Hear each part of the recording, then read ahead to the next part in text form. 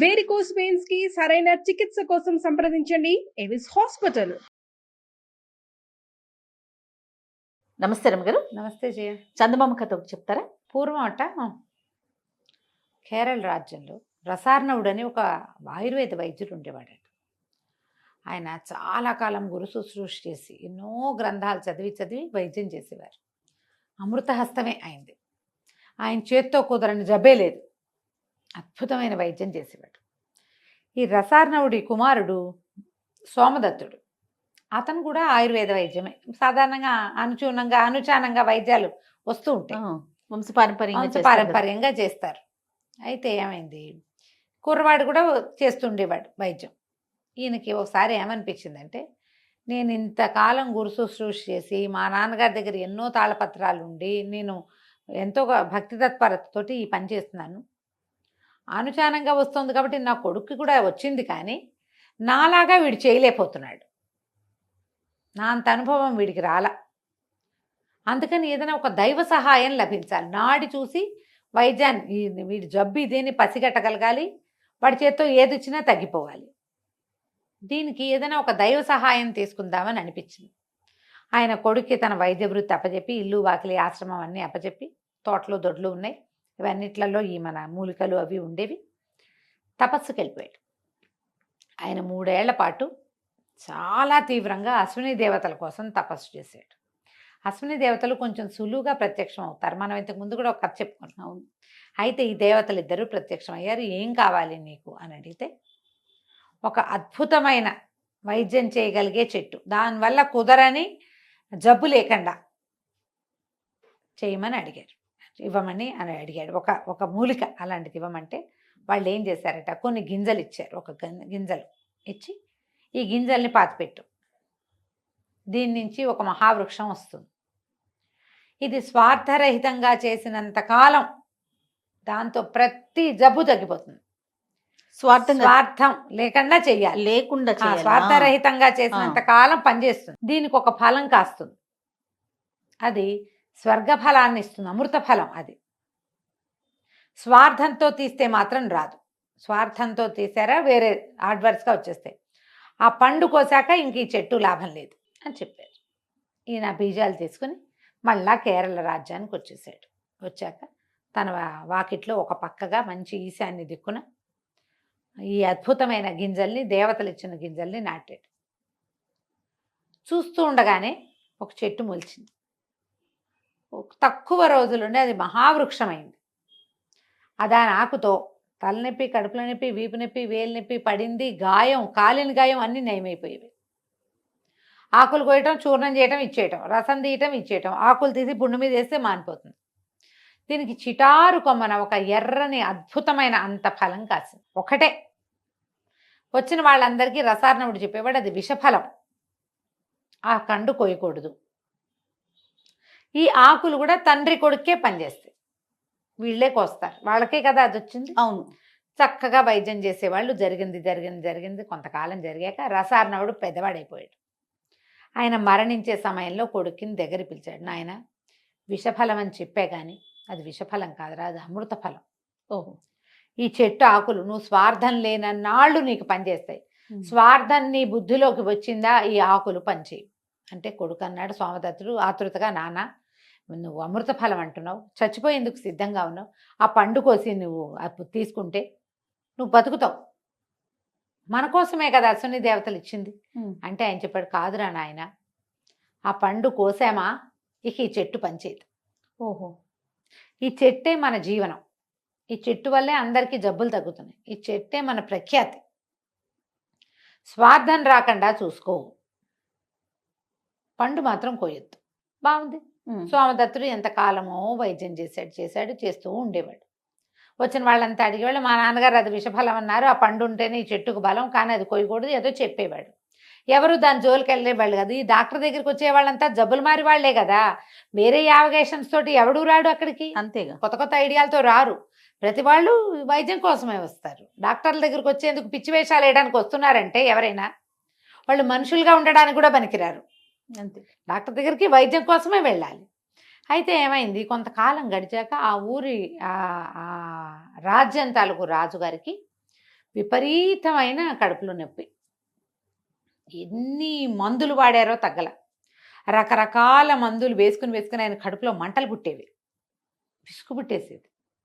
ఇంతలో ఎవరో చెప్పారు, రసార్ణవుడి కుమారుడైన సోమదత్తుడు అద్భుతమైన మూలికా వైద్యం చేస్తాడని, అతను చెయ్యి పడితే తగ్గిపోతుంది. ఆయన వెళ్దామనుకున్నాడు. ఆయన బతికేలాగా లేడు ఆ నొప్పితోటి, ఆ ఉదరసూలతో. కూతురు నాన్న ఏమైపోతాడోనని రాకుమార్తె అయినటువంటి మణిమాల కూడా నేను కూడా వస్తాను నాన్న అని అడిగింది. సరే మణిమాలని వెంబడి పెట్టుకొచ్చాడు. వచ్చేసి వీళ్ళ ఊర్లో బస చేశాడు. కబురు చేశారు. ఈయనకి అప్పటికే తెలిసింది రాజుగారు ఎంత డెస్పరేట్గా ఉన్నాడంటే తన నొప్పి తగ్గిస్తే రాజ్యమైనా ఇచ్చేసేలాగా ఉన్నాడు. ఇదొకటి. రెండో భర్త కూతుర్ని వెంట పెట్టుకొచ్చాడు. 20 సంవత్సరాల అమ్మాయి, ఎంత అందగత్తో, ఒక్కతే పిల్ల. ఆ పిల్లని చేసుకున్న వాడికే రాజ్యం వస్తుంది. ఈ సోమదత్తుడు నడి వయసు వచ్చేదాకా ఇతనికి స్వార్థం రాల, కానీ ఇప్పుడు వచ్చింది. ఇప్పటిదాకా ప్రతి వాళ్ళు ఏదో తృణమో పణమో పట్టుకొచ్చిస్తే వీళ్ళు హాయిగా గడిచిపోయేది, హాయిగా ఉండేవాళ్ళు. రాజకుమార్తె రాజ్యము రెండిటి మీద మనసైంది అతనికి. ఎవరిని చూడ్డానికి వెళ్ళినా 4 ఆకులు చేత్తో పుచ్చుకుని వెళ్ళేవాడు. ఒంటి మీద దద్దుర్లు అంటే ఆకులతో రాస్తే పోతుంది, కడుపులో నొప్పి అంటే ఇంత పొడి ఇంత దంచి వేస్తే పోతుంది. ఆకులు లేకుండా ఎప్పుడు వెళ్ళేవాడు కాదు. మొట్టమొదటిసారి ఆకులు తీసుకురాకుండా వెళ్ళాడు రాజుగారి దగ్గరికి. రాజుని అడిగాడు, మా అయ్యా మీరు తగ్గితే మీరేమి ఇస్తారంటే, మీరు ఏది అడిగితే అది ఇస్తాను, మీకు ఏం కావాలో అడగండి, నా జబ్బు తగ్గించానంటే ఒక్క గడియలో పోగొడతా మీకు వచ్చిన సమస్యని. అసలు నిమిషాలే చాలు నాకు మీ జబ్బు పోగొట్టడానికంటే, మీరు ఏది అడిగినా సరేనన్నాడు. మీ అమ్మాయిని నాకు ఇచ్చి పెళ్లి చేయండి అన్నాడు సోమదత్తుడు. రాజు నిర్ఘాంతపోయాడు. 19-20 సంవత్సరాల పిల్ల సుకుమారి, ఈయన చూస్తే నడి వయసువాడు, నల్లటివాడు, వంకర కాళ్ళవాడు, వైద్యుడు మీది మిక్కిలి. ఆయన వద్దనుకున్నాడు. ఏముంది, ఎట్టాగో చచ్చిన సిద్ధంగా ఉన్న, పోతే పోతా, పిల్లకి ఎవరో క్షత్రియుడు దొరుకుతాడు సరిపోతుంది అంటే, కూతురు ఒప్పుకోవాలి. కాదు నాన్న, నీ నొప్పి తగ్గి బాధ తగ్గి ఇంకా నీకు నడి వయసు వాడివే, ఇప్పుడే నువ్వెందుకు మరణించాలి, నువ్వు వృద్ధుడివి కాదు, పోని చేస్తానని ఒప్పుకో. ఈయన మహామహిమాన్వితుడు, 100 మంది వైద్యులు కుదర్చలేని దాన్ని కుదురుస్తాడంటే మేధావి, మేధావితో వివాహం కూడా మంచిదే కదా నాన్న అని బతిమలాడింది. అయితే మంత్రి గారు ఏమన్నాడు, ఒకవేళ కుదరకపోతే తల తీయిస్తామని ఒప్పించారు. కూతురు కూడా అదే చెప్పింది, మీకు వైద్యం కుదరకపోతే ఈయన్ని సంహరించటమే, కుదిరిందా పెళ్లి చేసుకుంటా. ఒప్పుకున్నాడు సోమదత్తుడు. ఎప్పుడైతే ఈయన అక్కడికి వెళ్ళి ఈ మాట అన్నాడో బయటకు వచ్చేసింది వార్త. ఆవిడ పరమ దుఃఖం వచ్చేసింది సోమదత్తుడి భార్యకి. ఇంతకాలం 40 వయసు వచ్చింది, ఇంత పెద్దవాడు అయ్యాడు, 50 ఏళ్ళు వస్తే ఇప్పుడు రాజకుమార్తెను పెళ్లి చేసుకుంటే నా జీవితం ఏమవుతుంది, నేనేం చేయాలి? అంతేగా, అలాగే కదా ఆలోచన వస్తుంది జయ. మరి ఆడవాళ్ళ జీవితం ఏమవుతుంది ఈ కాలం అంటే? మరి ఏమైనా 50 ఏళ్ళు వచ్చాక పెళ్లిళ్ళు చేసుకుంటున్నారేమో. పాతకాలాల్లో ఏం చేసుకునేవాళ్ళు? భర్త ఇంకొక స్త్రీతో ఉంటుంటే ఈ భార్యల పరిస్థితి ఏంటి? ఆవిడ పరమ దుఃఖం వచ్చేసింది ఆవిడకి. సరే ఈయన ఇంటికి వెళ్ళి చెట్టు నుంచి 4 ఆకులు కోసుకొని చెట్టుకో దండం పెట్టి రాజుగారి దగ్గరికి వెళ్ళాడు. ఆయనకి ఏం తెలుసు అంటే, ఏదైనా సరే ఆకులతో రాస్తే పుళ్ళు మాంతాయి, దెబ్బలు మాంతాయి, కాలిన గాయాలు మాంతాయి, వాపులు తగ్గిపోతాయి. ఎంతలా పుండైనా అందులో పురుగుంటే పురుగుడు బయటపడిపోవాల్సిందే. లోపలికి ఇస్తే కడుపులో నొప్పి, ఎంత లావు నొప్పి అయినా, తలనొప్పి అయినా, వీపు నొప్పి అయినా, ఏ నొప్పి అయినా తగ్గిపోవాల్సిందే. ఆకులు కల్మంలో వేసి నూరించాడు. ఆయనకి ఇంత రసం తీసి ఇచ్చాడు. రసం తీసి ఇచ్చిన 5వ నిమిషానికి డాక్టర్కి రాజుగారు కింద పడి దొర్లిగింతలు పెట్టడం మొదలుపెట్టాడు. కడుపులో మండిపోతోంది, విపరీతమైన నొప్పి, ఈ బాధ భరించలేకుండా ఉన్నానంటే అందరూ నిర్ఘాంతపోయారు. ఈ సోమదత్తుడు వెనకాల చాలామంది వచ్చారు. వాళ్ళందరికీ తెలుసు సోమదత్తుడి చేత్తో, ఎడం చేత్తో ఆకు రసం ఇచ్చినా తగ్గిపోవటమే. రాజు ఎందుకు అలా అయిపోయాడో తెలియలా. సోమదత్తుడు కూడా అర్థం కాల. ఇప్పటిదాకా ఎప్పుడు తన తండ్రి ఆ గింజలు తెచ్చిన రోజు నుంచి ఈ రోజు దాకా ఈ 30 సంవత్సరాలు 30 సంవత్సరాలు ఆయన ఫెయిల్ అయిందే లేదు. వీళ్ళు ఏమన్నారు, ఏమిటి వైద్యశేఖర కత్తికి రెడీగా ఉన్నారా అని అడిగితే, నన్ను ఒక్కసారి ఇంటికి వెళ్ళి చూసి రానివ్వండి అన్నాడు. ఈయన ఇంటికి వెళ్ళేసరికి చెట్టు బోసిగా ఉంది, ఆ కాయ లేదు. విషఫలం కదా అది. ఇంట్లోకి వెళ్ళాడు. దుఃఖంతో అయిపోయింది. ఎందుకంటే ఎప్పుడైతే ఆ చెట్టు కాయ కోయబడిందో ఈ ఆకులకి మహత్యం తగ్గిపోయింది, మహత్తు. ఈ ఆకులు రాజుగారికి ఇస్తే రాజుగారికి ఏం పని చేయలే. ఆకుల వల్ల, చెట్ల మందు వల్ల కడుపులో మంట వచ్చింది ఆయనకి. ఇప్పుడు ఏం చేయటం? లోపలికి వెళ్ళేసరికల్లా బాకెట్లో ఎక్కించి గుమ్మంలో కడుగు పెడతారు. కాగితం కనపడింది. కాగితంలో రాసింది, మీ జీవితానికి నేను అడ్డంకి కాదల్చలేదు. రాజకుమార్తెను పెండ్లాడి హాయిగా ఉండండి. విషఫలం తిని మరణిస్తున్నాను అని రాసింది. ఈ విషఫలం ఎవరు కోసారు? భార్య కోసింది. ఈయనేమో స్వార్థంతో మంది ఇచ్చాడు. ముందే స్వార్థంతో మంది ఇచ్చినందుకు అక్కడ పనిచేయలే. ఫలం కోయబడింది, ఇంకా ఎప్పటికీ ఆ మందు ఆ చెట్టు పనిచేయదు. అంతేగా, 2 విధాలా నష్టపోయాడు. ఇటు భార్యను కోల్పోయాడు. పరమ దుఃఖంతో నెత్తి మీద చేతులు పెట్టుకున్నాడు. భటులు వచ్చేసారు. నువ్వు ఇంకేదైనా వైద్యం చేస్తావా, చంపేయమన్నావా అని లాక్కుపోయారు. లేకపోతే రాజుగారు గోడును విలపిస్తున్నాడు. నొప్పి రాకుమార్తె ఏడ్చేస్తుంది. మంత్రివర్యులంతా నెత్తి మీద చేతులు పెట్టుకుని ఉన్నారు.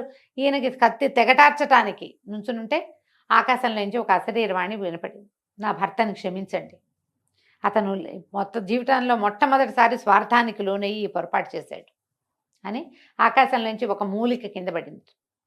ఈ మూలిక రసం తీసి రాజుగారికి ఇవ్వండి, రాజు స్వస్థుడవుతాడు, నా భర్తని శిక్షించకండి అని మాయమైపోయింది. ఆ మూలిక రంగరించి సోమదత్తుడే ఇచ్చాడు ఆయనకి. మూలిక వేసుకున్న కాసేపటికి రాజుగారికి కొత్త మంట పాత నొప్పి 2 పోయినాయి. స్వస్థుడైపోయాడు. ఆయన రాజకుమార్తెను తీసుకెళ్ళిపోయాడు. సోమదత్తుడు ఇంకా జీవితంలో వైద్యం చేయలే. విషఫలం అంటే అదేదో విషం కాదు, స్వార్థమే విషం. విషయం అంతే. నువ్వు ఎప్పుడైతే సెల్ఫిష్గా మారేవో అయిపోయింది అంతే. కదా. కంచికి మనం ఇంటికి. చాలా చాలా బాగుంది. నమస్తే రమ్య. నమస్తే జయ.